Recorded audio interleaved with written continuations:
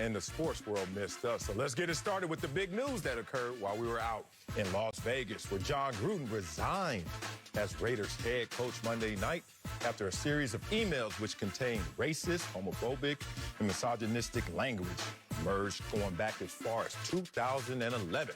Less than 24 hours after the news, the Bucs announced they were removing Gruden from their ring of honor. Head coach led the franchise to their first Super Bowl win in the 2002 season. How will the Jon Gruden controversy impact his legacy? Man, Sal, first and foremost, it's great to talk about this topic. Great to be with y'all, man. It's been a long time. The Jon Gruden, this whole controversy is going to completely tarnish his legacy. Sal, I've said this before. A last impression is a lasting impression. I like that. And this is the last impression, at least it appears to be the last impression we're going to have on Jon Gruden. So, well, yes, Jon Gruden did win a Super Bowl back in 2002, if we're not mistaken. A Super Bowl which many people have already tried to take from him. He won the Super Bowl with Tony Dungy's team. He won the Super Bowl with Dungy's roster. That part. We've already tried to take that from him. But now it's not so much what Jon Gruden's done on the football field. It's what he's done off the football field. He's leaving the game with his... not even his head tucked between his legs, the tail tucked between his legs, rather, but more so just leaving as a bad person. So it's one of those things where we all have done things that we are ashamed of. We've all said things, tweeted things, texted things, even emailed things we probably wished we didn't. But the world didn't necessarily find out. And so we lived to see another day. Literally and figuratively, if you're watching this show and if you still work at wherever profession you work at. But Jon Gruden, Sal, everybody found out, and not only was it bad, it was terrible. Not only did Jon Gruden attack one people group, he attacked basically all people groups. There's no way that you can look at Jon Gruden, think about Jon Gruden for the foreseeable future, and not think about the demise, not think about the negatives, not think about the negativity. It is not how a relationship starts, it's how a relationship ends. Jon Gruden's relationship with football had some high highs. Won a Super Bowl, maybe even higher, anchoring Monday Night Football. 13.3 million viewers weekly, 221 million viewers annually in totality. So Jon Gruden has some high highs. But it's not how it starts. It's how it ends. And his relationship with football has ended terribly low. Oh, man. All right. Well stated. Well stated. I like what you're cooking over there. Turn down the gas a little bit over here for my liking, for my taste buds. I'm a little different on this one. Okay. Let me just say this clearly and concisely. I'm okay with Jon Gruden resigning, and I was okay if they fired Jon Gruden based off of those emails. I know what world I live in. When in Rome, do as the Romans do. When in this society, in today's society, you better stay on the right side of the PC line. If not, you'll find yourself in the unemployment line. I understand all of that. Okay, but we're talking about his legacy. That's where I was like, oh, wait a minute now. In the bank of legacy, let's talk about the bank of legacy, our thoughts, what comes to mind when we think of you. You know I don't give a damn about legacy just because it's too based on what others think of me. I care about what I think about this world and my actions in part with this world. However, I'm going to respect the bank of legacy. In the bank of legacy, this is how I see it, and I don't think this world sees it the same way. In the bank of legacy, you are allowed to put deposits into your account. Yes, we are. All the good things you've done, Acho, all the good things that Jon Gruden's done, et cetera, et cetera. In the bank of legacy, you're allowed to make a withdrawal, too. You know, like, damn, you got caught up right there. Oh, man, damn, hope that goes away, right? But what we're not going to do in the bank of legacy is erase the account.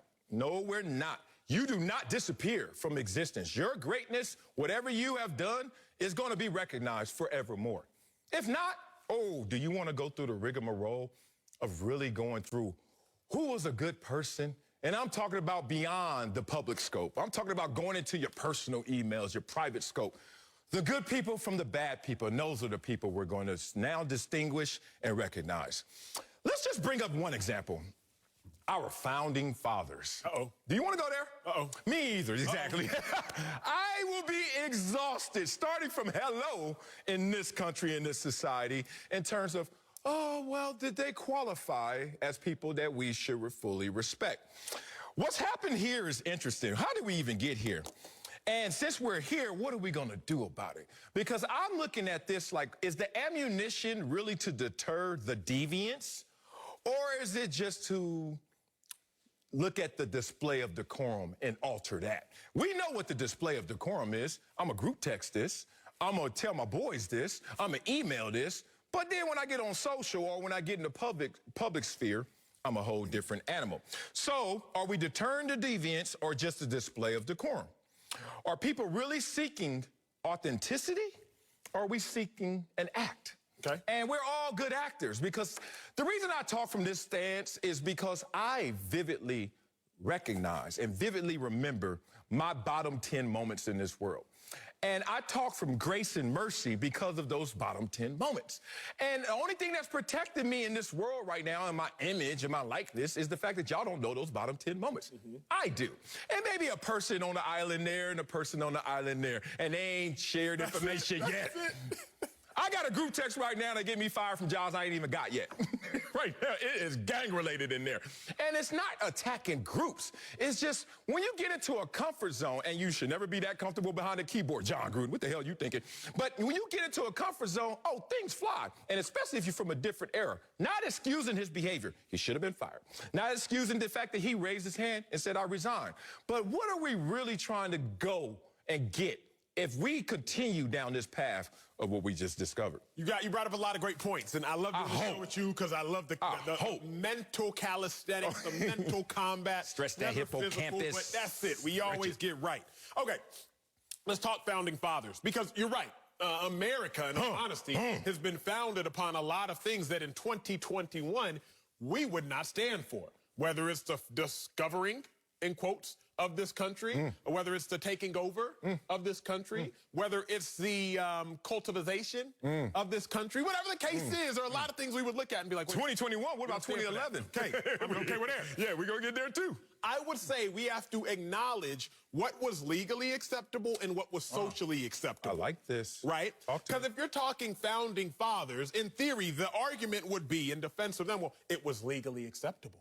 Right? Slavery was legally acceptable. Now, it may not have been morally right, but it was legally acceptable. Okay, let's fast forward. 2021, let's talk Jon Gruden. Let's stay here in the present. Yeah, let's go. In 2011, it was still socially unacceptable to be racially insensitive. Still socially unacceptable to be homophobic. Still socially unacceptable to be a pervert. Still socially unacceptable to be misogynistic. Yeah. And so even if you want to go back to 2011, when Jon Gruden was 48 years old, so I can't give him a pass as if he was 4 or 0.8 years old. He was 48 years old. Yeah. Homophobia, racial insensitivity, being misogynistic, all of these things were still socially unacceptable. Fact. So I can't even look at Jon Gruden and say, well, it was 10 years old. It was 10 years ago. That was a different lifetime. Yes, our sensitivities are heightened. But back then, all of those things were still like, wait a second, big dog, what you on? What you want? And that's why still I look at it and legacy's completely marred, completely tarnished. It's just cataclysmically just completely destroyed. Okay, you get hacked right now. And they discover what Acho really is about. And I don't know what that is. And, I'll be all right. You be all right, but you lost a little bass in that voice, too. You wouldn't be the same dude. Let's just say that. No. And no one would. And that's my point. It's whether your gap is this in disparity between your public persona and who you really are, or is this wide. It is what it is. Golly, here's the thing. And this is without justification. I'm just going to give you vantage points. I grew up being called the F word. And this is this 80s and 90s. You know why? It was simple. I wasn't hard. Like in my neighborhood, they were like, that's the word. If you ain't from the hood, if you ain't from 60s, you ain't from Palmer Block, Compton, Crip, if you ain't walking like we walking, you a F word. And then all of a sudden it became socially unacceptable. And then society at large said that, but our micro society didn't. They were like, we don't subscribe to society at large. I'm not justifying Jon Gruden's behavior, some of this is just getting lost in the culture and the changing, the evolution of culture. How do you talk to someone now without always thinking about, one, what is the true line of freedom of speech? Because it's not full freedom, correct? What are you talking about in terms of intention? Because if you read a text that you send to me, you're going to look at it differently than I look at it. We all receive anything in text and email based on how we feel. I looked at some